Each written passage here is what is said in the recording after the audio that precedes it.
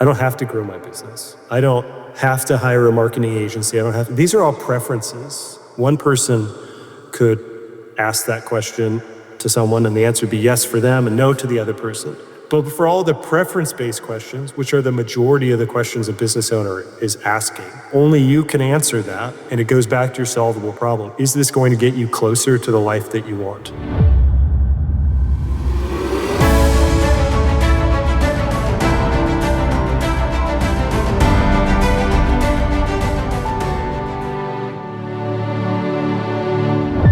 Welcome back to another episode of Angels, Exits, and Acquisitions. I'm your host, Jeff Barnes. This is the official podcast of Angel Investors Network. And we are talking today with Dan Nicholson, who is not only a CPA, but also an advisor for business owners and people that are looking to align their business with their wealth planning strategies and their exit goals and their personal life goals. And we went deep into a few topics that I think are going to be really important for any business owner out there who is seriously contemplating what do they do next and what does their future look like? And really, is your business aligned with your personal goals and how do you make that happen? Dan's the author of several best-selling books and he has a lot to bring to the table here today. So you're going to really enjoy this episode. Thanks. Welcome to Angels, Exits, and Acquisitions, the place to learn how to fund, scale, exit, and massively profit as an angel investor or entrepreneur. Brought to you by the Angel Investors Network. And now, here's your host, Jeff Barnes. All right, welcome back to another episode of Angels, Exits, and Acquisitions. I'm your host, Jeff Barnes. I'm here today with Dan Nicholson. Dan, how are you doing? I'm doing really well, Jeff. How are you? I'm doing well. Thank you very much. I'm excited for today's interview and talking about some of the financial traps that entrepreneurs and business owners find themselves in and how to maybe get around those and talk about a couple of your books that you've written over the years. But before we dive into all of that, why don't you give folks a brief background about who you are? Yeah, what I like to tell people is that I'm an accidental accountant. So I am a CPA. Don't hold that against me, but a whole backstory that we can talk about at some point of how it happened. But really, I was a kid growing up scheming on business ideas and went to business school and sort of got convinced that accounting is the language of business and it would be the best skill set to sort of support some of my entrepreneurial desires. And then I went as far away as you can go from being an entrepreneur, which is I did a fellowship at the board that writes all the accounting standards here in the U.S. and then worked for the world's biggest CPA firm, Deloitte. Warren Buffett-backed company getting ready to go public, strategic finance. I kept moving around. People kept hiring me, mostly because of the fellowship. They really shouldn't. In the back of my head, I'm like, I'm probably going to be your worst. I'm going to be your best employee for like 90 days, and then I'm going to get bored. And finally, I realized 15 years ago now that there was an opportunity to do something different in the CPA firm space and really help small business owners with strategic tax planning and more sort of CFO level support. 15 years ago, there wasn't really anyone doing it in that space for small business owners. And so, really along the way, I've had to unlearn a lot of the stuff I thought I knew from business school to help small business owners better. Awesome. Yeah. So probably have a lot of things in common there. I went and got my MBA at the University of Washington, several years ago. And, one of those things while I was in it, I was entrepreneurial. And I just kept wondering how in the world am I going to apply all this stuff? Because everything they're talking about your MBA is like really designed for a middle level to maybe almost senior level manager of a company with a lot of assets, a lot of employees, a lot of resources and things like that. But it's really challenging when you talk about small business, entrepreneurship, and even, small market companies, right, that are looking to scale up and exit when they don't have all the resources available to them like a Fortune 500 does. Yeah, it's a great point. What I realized, and it took me a while to figure it out, is that business school prepares you to work for a Fortune 500 company. And in that job, you really have one duty, which is to maximize shareholder value. Doesn't matter if you're in accounting, finance, you're in part of the executive team. It's a bit more explicit when you're on the executive team that your job is to maximize shareholder value. But on the small business side, when there's an owner or a couple owners, you can't maximize. Maximize means have the most amount of clients, most amount of revenue, etc. What you have to do is optimize. You don't have the same resources. And so optimizing is an entirely different framework and approach. And a lot of those conventional tools that you learn in business school, like the forecasts and budgets and all those tools, are useful. But in practice, the budgets are created by the accounting department, updated by the accounting department, analyzed by the accounting department, et cetera, et cetera. Small business owner, they don't have that same team supporting them. So it you have to build a different set of tools. Yeah, and I want to dive into that a little bit because we find that, especially when you're a small business owner or an earlier stage company, um, you know, they really do accounting by what's in the bank account, right? Up to a certain point. You don't get sophisticated enough until you really get a good, not just a bookkeeper, but a CPA, a CFO, a controller, folks like that into your business to really help you. So, how do you help those small business owners that, they don't care about shareholder value because they're the only shareholder? And really what they care about is what's going into their bank account. And of course, at some point, some of them start to wake up and realize, hey, I should really care about shareholder value, though it's termed a little bit differently, which is enterprise value or what my exit strategy is going to be. How do you help them kind of navigate through that process? Yeah, a few different directions that I could take that question because there's a lot to what you just Right. asked. And what I found is that there's five different entrepreneurial personas, and there's the hustler, the gambler, the optimizer, the saver, and the outsourcer. And most of them are a hustler or a gambler, but occasionally you meet the optimizer, saver, or outsourcer, and they're very different approaches. So the hustler, I think people can probably imagine this right away, is the person who thinks effort is going to solve every problem. I just got to double down, work harder, get up earlier, stay up later, uh, and there's some truth to that, but there's no hard evidence that suggests that working harder correlates to guaranteed success. It's like, because you might be working harder on the wrong things. And you better be careful what you say here. It's blasphemy for a lot of people. Just feel Sure. like if I work harder, eventually I'll make it work, right? Yeah. Yeah. Um, but the reality is, when you study the people who have had wild success, effort is certainly part of it. So I'm not suggesting that it's not important to work hard, but more often their success is correlated to making bets that have asymmetric upside, meaning there's way more upside than downside. And oftentimes, the business owner who's working really hard, they've also working really hard on a bet that they've made that doesn't have a whole lot of upside. And they've put in all their resources. They're like, I'm going to go big on this thing, Facebook ads. Like, well, there's a lot of downside. You might make $0 off this. And the upside might be that you get a 20% return on your capital. I mean, sometimes it's more than that, right? But the problem is, if you put all your capital in there and you don't have enough reserves, then you find yourself in the position where you're letting people go. You've got to borrow, take on additional financing, et cetera, et cetera. So, to go back to your original question, and for the record, I'm not opposed to spending money on ads or any of these other things. But to go back to your original question, the first step is, as Sun Tzu said, know yourself, know your enemies. You can fight 100 battles without peril. Is you got to know yourself. Are you that hustler? Are you that gambler? It's going to be your greatest strength, but it also poses the probability that it's going to be your greatest weakness as well. It's how you're going to blow yourself up. So you've got to set these guardrails. If you know you always default to effort, or you're always going to be quick to go all in and bet the farm, you might blow yourself up. So part of it is know yourself, know these tendencies. Uh, the the other part, you mentioned enterprise value. 85% of a small business owner's net worth is tied up in the value of their business. Only 2% of small business owners know the value of their company. And you probably know this better than I do. Uh, of that 2%, the majority is because they're either closing their business, so it's worth $0, or they're in the process of selling it.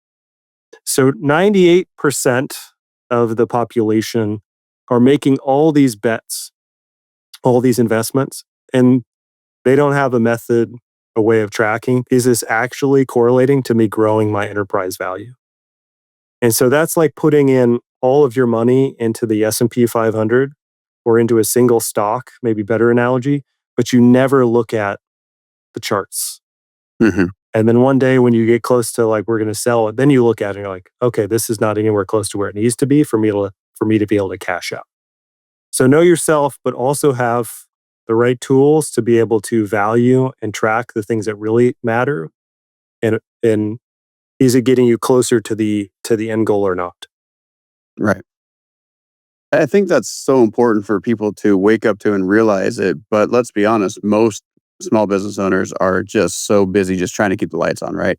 So I think going back to your personas, um, the finances, that's your report card for your business. Like how well are you doing? I think a lot of people make the mistake though of kind of like a lot of kids in school, they don't even think about their grades until the end of the term, right? Like, oh, well, how did I do? Versus, a good teacher is helping them make sure they stay on track along the way, which I would assume a good CPA is helping, or a CFO is helping you stay on track along the way. So when it comes to identifying some of these trends inside of someone's own business, do you give them leading versus lagging indicators they can look at so they understand where they are? Because again, you don't want to get to the end of your career and be like, okay, well, I thought everything was going good because I was making money, but it turns out not so much. I'm glad you asked about leading versus lagging indicators. I don't think many people really think about deeply the metrics they're looking at. They usually Google, what are the 5 metrics that matter for or what are the top 5 metrics I should be looking at? And then they get, Gosh, sales if they even get that far, right? and and then they track those things. And what I've heard, and this is what kind of helped me to have this paradigm shift of helping clients move from maximize to optimize, is I would have business owner after business owner come to me with it like, these are the 5 KPIs that I want. I want this dashboard. Like, okay, who told you that? Well, I Googled it, or I'm in some coaching program and they told me I need these numbers. We build it all out, and then month goes by, 2 months, check in, like, hey, how's it going? Are you finding these numbers useful? Like, well, we don't even look at them. Like, oh, why not? Why don't you look at them? Well, I know that it's all like, we just did a bunch of millionaire math and plugged in a bunch of stuff. It's not really how we operate our business. This is so I just was told that I need to look at it. And inherently, the problem with most CPAs, most finance people, is that they live in the past. So I describe it as the archaeologist versus the architect. The archaeologist is always like, hey, let's talk about this month's financial results, but they're actually talking about last month. Hey, let's talk about this year's financial results. They're talking about last year. Same on the tax side. Let's talk about this year's taxes. Talking about last year. But those who pay the least amount in tax are future focused. Those who scale their business are future focused. Those people who want better relationships are future focused. And so there is value to the archaeology, digging up the past, but it's not necessarily predictive of the future. And simply comparing this month to last month is not necessarily useful because there's all these caveats. So we really have to get down to the essence of what is it that drives results forward for your business that we can be looking at, not monthly, but what are the 5 or less things that uh, uh, indicate the business in the right direction that we can track with minimal effort daily? What are the 3 to 5 things that we can look at weekly? They may be the same, but oftentimes they're not. And then we do the monthly like look back, but at that point it's more just making sure the financials look correct because we're already tracking we already know the results because we were Okay. tracking the 3 to 5 things that drive the business. Right. Well, and along those lines, right? So when somebody is being proactive in this case, and they're saying, hey, here are the things we should be looking at on a weekly, monthly basis and not just looking back, I'm hoping they're also tracking to say, okay, how did we actually do compared to what our efforts were, right? Like there's got to be some sort of checks and balances and recalibration on a regular basis, right? 100%. So I developed these 12 core principles that I teach clients, and they're ways to it's what I write about. Also, my book called Rigging the Game, but they're uh, different ways to process issues. So in the finance world, we say consistency over accuracy. We want things to be accurate, but even more, we want things to be represented in a consistent way. We want to solve problems in a consistent framework. And my observation from thousands of business owners that I work with is that they solve the same problem 10 different ways. In part because they don't have a framework to properly characterize the problem to begin with. So it looks a little bit different, but it's actually the same problem in their business. And now they've got this sort of Frankenstein of decisions and procedures and the way that the business is operating. So consistency over accuracy. Mention all that because one of the principles is what I call the investor frame. I have clients that have this in their calendar once a week. They got 15 minutes carved out, and it's called investor frame time. It goes off, they apply this principle. And the idea is based off what I know today. So you analyze all the bets that you've made over the last week. And a bet in my world is anything the business isn't required to do. So in a CPA firm business, we're required to have tax software. We're not required to hire more staff, hire marketing agencies. Those are all bets that I'm making that will grow the business. And it better be beating the S&P 500. Otherwise, I'm working way too hard. Like if I've got bets that aren't getting at least a 10% return, I'd be better served recapturing those funds and just putting them into the market. Of course, don't want to do that because I believe I should be able to grow a business I control at a faster rate. But let's prove that. So let's go through all the bets we've made for the last week. And so you can do this weekly, monthly, quarterly, but we go based off what I know today, would I opt back into that decision? Yes or no? If yes, great. You've set some rules in advance that we teach. And so you're meeting or exceeding the ROI criteria that you set. If no, what would have to be true to turn this into a yes? What are the resources required? Would you be willing to then allocate those resources, time, money, energy, etc.? If not, recover that resource. So the idea is not that we're always going to make perfect decisions week after week, day after day, but how do we recover from a bad decision as soon as possible, recover those resources and reallocate it? That to me is often more important than just the simple KPIs that don't really necessarily tell us what to do because it's not forcing us to reflect on the decisions that we made and scrutinize them against specific criteria. Before continuing, please subscribe and share this video to help us reach more people and stay notified of our latest releases. Now, let's continue watching and learning. Nice. I like that. So how does that relate back to those 5 personas you talked about, right? Like I'd imagine that the gambler is like, well, no, it hasn't paid off yet, but I think it will eventually, right?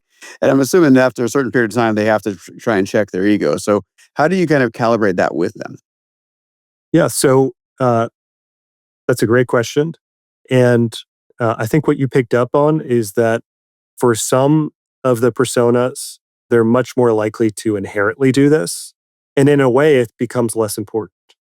So the outsourcer, they're the person you know who has a spreadsheet. The optimizer is the person you know who has a spreadsheet for everything, right? And I'm sure you have some friends, maybe even some colleagues in the type of work that you do. I have like 10 spreadsheets pulled up on my screen somewhere here right now.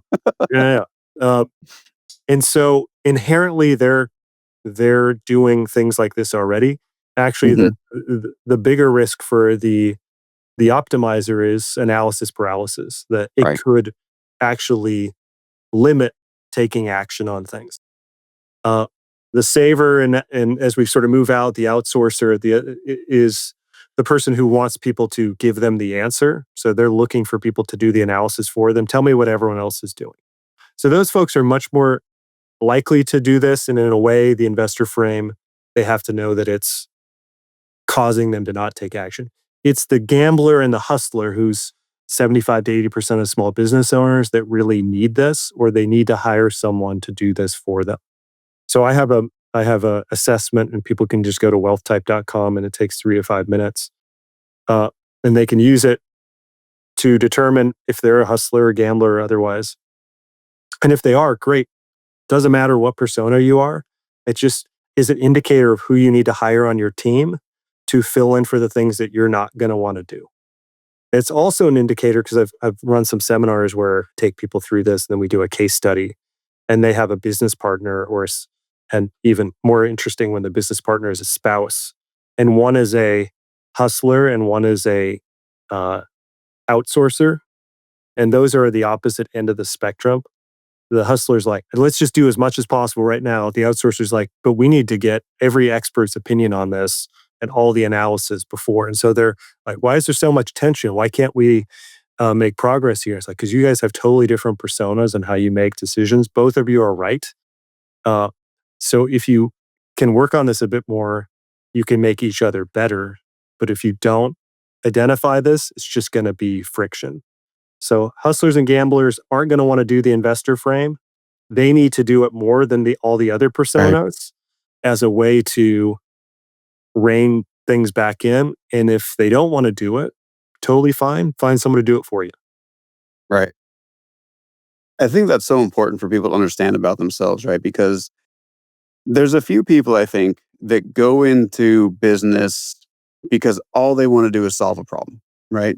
Really, that's all they don't care about anything else, just like this one thing, and they couldn't find a job where they could solve the problem, but they just need to solve the problem. These are your absolutely visionary entrepreneurs, your inventors, your people are just like, man, I need to fix this thing. It's dry. And a lot of the times they're not even money motivated, right? So they don't even think about the money until after the fact. And then you have the vast majority of these folks are, I don't want a boss. I want my freedom. I want my autonomy. And I want to make a good living in the process. And I have a skill that I think is marketable that I can use. And I want to go like they're the traditional E-Myth, right? And a lot of them struggle with that. But I think that when you start putting this all together, at the end of the day, like you said, the number one goal for most businesses is to maximize shareholder value. That's the traditional like thought process behind running and scaling a business. But I think a lot of people forget about, at least until they're a few years into their business and they realize how hard it actually is, that they want their lifestyle to actually be supported by their business, Mhm. right? And the reason I say it takes them a few years is because most people seem to think it's going to be really, really easy. Myself included, like I'm a smart guy. I know I can do this better than the guy that was hiring me. So why don't I just go do it myself? And you forget about the million other things that it takes to run a business. And I know that one of the things that you talk about, and you're hinting at it a lot here, which is how do you actually build a business that's going to be scalable, that's going to be successful, that's going to make you money, and do it in a way that is repeatable, right? So you wrote, you have the certainty operating system. I think that probably plays into this a lot, right? And then the other thing is you have the solvable problem, right? Transform your big dreams into doable goals.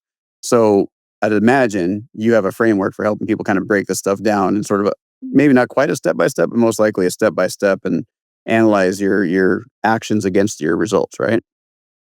I do. Yeah. I appreciate the lead in on all this. I would love to tell you more about it. And please go into it. So, a number of years ago, I was talking to an owner of a large financial and advisory firm, and he was telling me how the essential question that uh, clients are asking him is not, can you beat the market? But actually, what they're really asking is, am I going to be okay?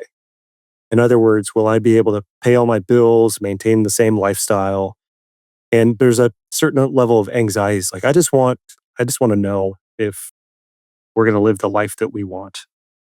And that's sort of an anxiety based question, it's future focused.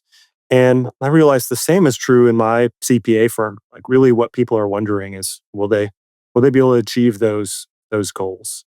And I heard this equation around that same time, which was anxiety equals uncertainty times powerlessness. And it really struck me to be so true in my own life that those moments that I have uncertainty or I feel powerlessness, that it really amplifies that anxiety. Am I going to be okay? And it's a multiplication, it's not an addition. And so I started to think about that equation and add in like, well, financial anxiety equals financial uncertainty times financial powerlessness. But you could say marketing anxiety. You could add in any a descriptor that you want to that equation, and I think it still rings true. So sort of this aha moment of like, well, how do I give my clients more financial certainty and or more financial power uh, over their business and life. And of course, using the word financial certainty is a bit of a taboo in the, at least in regulated spaces. You're not Right. supposed to say that. But what I ultimately realized is when I would ask clients, well, what do you want? What are your goals? That oftentimes I get a blank stare back. That like, well, I don't, I don't really know. You get like a very concrete, like a number, Hmm. but it's like, okay, well, what do you want? And some folks have done a vision board, but consistently, what I've seen from people who did vision boards and from my own experience is that you get a bunch of dopamine from doing it. You're like, I'm going to have a six pack. I'm going to be an awesome parent. I'm going to own a second home and all this other cool stuff. And it causes you to get up earlier for a while uh, and do some really rigid things, lean on effort, or depending on your wealth persona, make more bets, build more spreadsheets, ask more experts. But when you check in with people like 30 days later, how's the progress going towards that six pack or that second home or the Ferrari? They're like, let's not talk about it. It's petered out, basically. Right. And that's because they don't have what I would call a solvable problem, which is that vision board does not tell them the resources they need to achieve those goals. So it's sort of like telling Google Maps that we're both in Washington State. It's telling Google Maps we want to go to Disney World. But if we didn't tell Google Maps that we're in Washington, or even more specifically in the addresses that we're at, you can't actually calculate the time it would take to get there. And we'd Right. also have to give it more specifics. How are we traveling? And that's how folks are kind of approaching their goals, is that they haven't gotten specific enough about their current resources and the timeline to fund their goals to really be able to calculate. And so the consequence of that is that you're just living in anxiety and defaulting to your wealth persona, more effort, more risk, more spreadsheets. And so you can end up kind of going in a circle. What I advocate for folks is let's fund your solvable problem, your unique definition of wealth, in the least amount of time. Okay, everyone wants that. That's not novel. But how about we do it in the least amount of effort, the least amount of risk, and the least amount of obligation? Not no effort, not no risk, but relative. And the only way you can figure out the most efficient path, this is the last thing I'll say, and I'll let you ask a question because I'm already kind of long-winded on my response here, is back to Google Maps, is we calculate the time it's going to take. And once we've done that, what do we do? How do I get there faster? All right. We Right. can do that though, because we can see the route and how I'm going to drive faster. I'm going to take these shortcuts. Does Google Maps really know what it's talking about? It's always upsets my wife. It's like, I know it says to go straight, but I think I know something better. I'm going to go right. It always gets congested over here. I'm smarter than Google Maps. Unless we have the data and can calculate how long it's going to take with current resources, you can't actually figure out the most optimal route. And so then you just default to your natural tendency of just thinking effort is the answer, bigger bets is the answer, and you really don't know. Sometimes Yeah. you're right, sometimes you're wrong. I think you're right. We default to our MO, our modus operandi of like how we operate as humans, and everybody operates a little bit differently. But there are these larger, I guess, avatars, if you will, or personas that we all kind of fall under. But at the end of the day, people, especially business owners, like you mentioned, people going to seminars and going to school and getting this training, watching this video, reading this book, we all try to like mold ourselves into an operating system that's been taught to us by somebody else. And a lot of the times that ends up backfiring, I think, because people don't play to their natural strengths. They're told that they should do this. Go read Traction, which is one of my favorite books, and implement EOS. Like, and I'm like, And they that's try great. and do that, and they realize, man, I don't know how to do this properly. But like you said, there's these different personas. There's the one person's like, actually, I'm just going to go ahead and have somebody else figure it out and tell me what to do, which I think is really what a lot of business owners want. They want to be told what to do, but they want to be told what to do from somebody who's an absolute expert, who is certain about the results. And really, that's what, as humans, we all want. We really want the answer. It's not that people, I think, are willing to forego the work, especially business owners.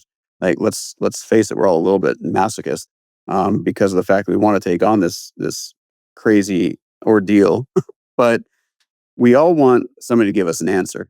But to your point, that answer is the dopamine hit, right? It's like, hey, okay, I've been told what to do. But then they forget to say, oh, wait a second, I'm actually not great at doing that, or I'm not great at delegating that, or I don't really understand the nuanced details of what's required to get this thing done. And so they peter out, right? And they default, like you're saying, back to effort. Well, geez, maybe I just need to work harder. Maybe I'm not smart enough. Maybe I just don't know what I'm doing. The anxiety. I love that definition. We're going to put that in the show notes for sure, right? This anxiety-induced fear that I think most business owners face. And I have a very different definition of an entrepreneur versus a small business owner, right? A small business owner is the person that's very happy and content with funding a lifestyle, whatever that lifestyle level is. But they're just, they get to there and they're good, right? Versus the entrepreneur is always building, always adding, eventually going to get completely bored with whatever the thing is, no matter how successful it is, and go on to the next thing, right? And those are two completely different personas. And I think if people don't know thyself, like you said earlier, they're not going to figure out how to take actionable steps regardless of the information they were given, whether it was from a book, from a coach, from a consultant, whatever. And I think it's so important, that people go back and re-listen or rewatch what you just said, because understanding how that all ties back into what you actually want in life is really, really important, right? Because otherwise, why are we doing this, right? And I know a lot of people say, well, to leave a legacy. And you ask them that, well, what does that mean to you? And they can't answer that question either. They just thought it was a really cool buzzword. And if I said it, maybe they'll stop asking me questions, right? But I'd assume that you have some insights on that too. I think you have quite a few observations, and I'll unpack a couple that sort of came to mind listening to you. Business owners in their early days, when you ask them why did they want to start the business, they'll say something like legacy, financial freedom, or simply like, I want to do something unique and different. Mm-hmm. And then you catch up with them later, and how's it going? And it's like, I just need someone to give me the answers. But the challenge is if you're trying to do something extraordinary, by definition, you can't conform to the ordinary.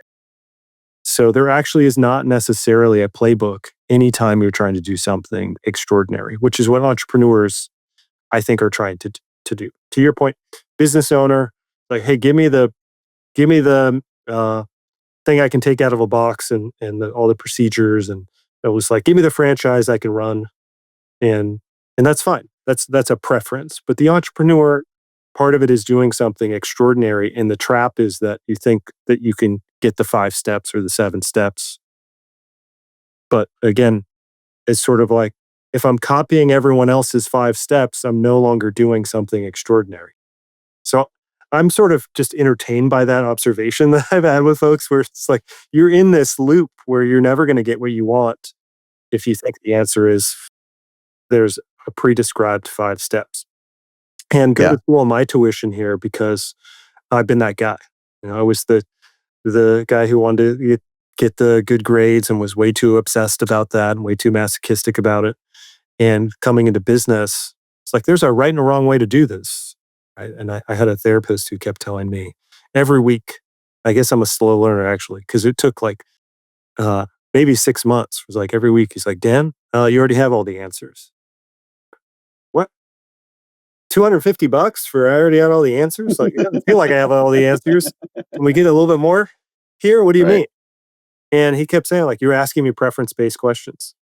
And eventually, after hearing that enough times, I realized, and just sort of in this whole moment of hearing that equation, it's like how these all things kind of come together at once. It's like, growing my business is a choice. I don't have to grow my business. I don't have to hire a marketing agency. I don't have to. These are all preferences. They're bets, but they're also preferences. One person could ask that question to someone, and the answer would be yes for them and no to the other person. So In other words, when it comes to, you have to be able to characterize the question that you're asking of. Is this a right or wrong, fact or fiction, or is this preference based? If it's right or wrong, then you go find the expert. And I have this other principle: only innovate where you differentiate. So if you don't differentiate on this problem that you're trying to solve, that's right or wrong, go find the person who's best at that and have them tell you the answer, because it's not how you differentiate. It's how you differentiate, you're going to have to figure it out.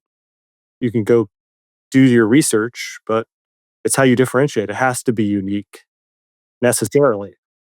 But for all the preference-based questions, which are the majority of the questions a business owner is asking, only you can answer that. And it goes back to your solvable problem. Is this going to get you closer to the life that you want? If you tell me that your top priority is having more time with your kids at the end of the night, I'm going to ask you if that's really your top priority, because I went through COVID and I heard a lot of parents tell me that was their top priority before COVID and then changed their mind about 3 days later after schools were closed. Yeah. But maybe it's you want actually more energy to be more present around your family. But anyhow, that's a problem that isn't necessarily solved by having more clients. Yeah. It's so important to know thyself. I mean, gosh, who was it that originally, was it Socrates, Hippocrates? I can't remember exactly, but age-old question. I'm sure it's in the Bible a few times and every other religious text out there too. If you don't know, it doesn't really matter what the answer is, right? Because you could choose out of a million different solutions somebody gives you, but if you don't know what you really need or want, then who knows if it's the right solution for you. So I love that. All right, Dan, we're pretty much out of time here, but I have one last question I want to ask you, which is, now that you've gone through all that you've gone through, you built this career, you've written the books, you've been on the bestseller lists. What is one piece of advice, if you can go back in time and talk to yourself at a younger age, what's one piece of advice you would give yourself entering into the workforce or into the entrepreneurial world? I'll give you a very vulnerable answer to this, which is to, where possible, move away from grievances. So as someone who's got an unhealthy relationship with competition, I know a lot of my entrepreneurs understand this, that it's really easy to get stuck in grievance with other people or just scenarios and create all these narratives about how this employee's taking advantage of you or this business partner or this deal. And uh, grievances are, it's addicting. And you could just keep going over that same narrative over and over again. and unfortunately, when you're stuck in grievance and you don't move to actually grieving, what's really going on here is that you can lose days, weeks, months, and sometimes years without making any real progress. But it's really hard because it's seductive. And it's way easier to be like, this person sucks. They took advantage of me, this thing. Yeah. Oh, people are conspiring against me. The economy, politicians are screwing with me. And you just go over it and ruminate over it. And you think about all these ways that you can get back at them. It doesn't mean it doesn't mean you act on it, but you can just fantasize about all these different things. And I would be much further along in my business and businesses and life if I didn't spend so much time earlier stuck in grievance about things. I think that is an awesome answer. And I think that people, especially business owners, would be really well served to dive into that and understand that further, because that's a whole topic in and of itself, right? Gentleman by the name of Dr. David Hawkins wrote a book called Power versus Force, and transcending levels of human consciousness, and he talks a lot about that, which is, when we're stuck in a feeling and we just keep, it's like throwing wood on the fire, right? You just keep, building it up. As long as you keep feeding it, it keeps growing, right? And so I think that's a really powerful thing to say. So I really appreciate you putting that in there. And anybody who's just maybe skipped through that or had on 2x speed, go back and listen to that again, because that's very insightful. So Dan, I want to thank you so much for that. Thank you for all of the time here today. For everybody out there that is listening or watching this, we're going to put everything in the show notes. So make sure you check out the show notes for the Angels, Exits, and Acquisitions podcast. And I'm your host, Jeff Barnes. I'm in here today with Dan Nicholson. Dan, thanks so much for being here today. Yeah, Jeff, really appreciate it. Really appreciate the thoughtful questions. Thanks for having me on. Absolutely.